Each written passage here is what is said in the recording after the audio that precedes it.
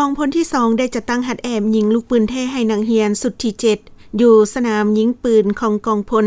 ในวันที่16พฤษภาคมนี้โดยการเข้าร่วมของสหายพันโทอุ่นเตาไสยคุณหัวหน้าห้องเสนาธิการกองพลที่2มีคณะห้องแผนกการคณะพักคณะบรรษาครูอาจารย์คณะรับผิดชอบและนักเรียนนาย10สุดที่7เข้าร่วม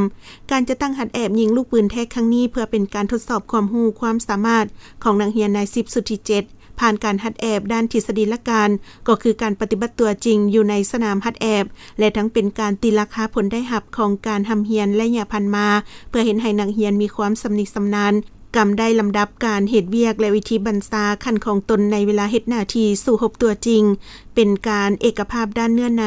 บทเรียนที่เรียนมาพร้อมทั้งทวนคืนด้านศิลปยุทธยุทธวิธีของทหารหาบกำลังไฟแบกหาบอย่างถูกต้องและเป็นการประสานสมทบระหว่างภาคทฤษฎีและการกับการเคลื่อนไหวปฏิบัติหน้าที่สู่หบตัวจริงอยู่สนามให้มีไหวพริบคล่องแคล่วฮู้นำใช้อาวุธสมทบกับบรรดารูปการต่อสู้อย่างสำนิชำนาญแก้ไขสภาพการที่เกิดขึ้นให้ได้ทันเวลา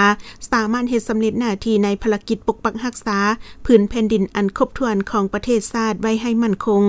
โอกาสนี้สหายพันโทอุ่นเตาไสยคุณได้กล่าวแสดงความย่องยอสมเสยต่อบรรดาสหายคณะพิสอบครูอาจารย์และนักเรียนนาย10แต่ละสหายที่ได้พร้อมกันผ่านพาข้อยุ่งยากและปฏิบัติข้อกำหนดหลักการจังหวะบาท9ได้อย่างเข้มงวดและสามารถรับประกันได้ความปลอดภัยห้อยสนห้อยและยังเป็นการปรับปรุงก่อสร้างกำลังก็คือสร้างกองทัพให้กลายเป็นกองทัพที่มีระเบียบแบบแผนทันสมัยสร้างกองทัพให้มีความพร้อมในการปฏิบัติหน้าที่การเมืองอันใหม่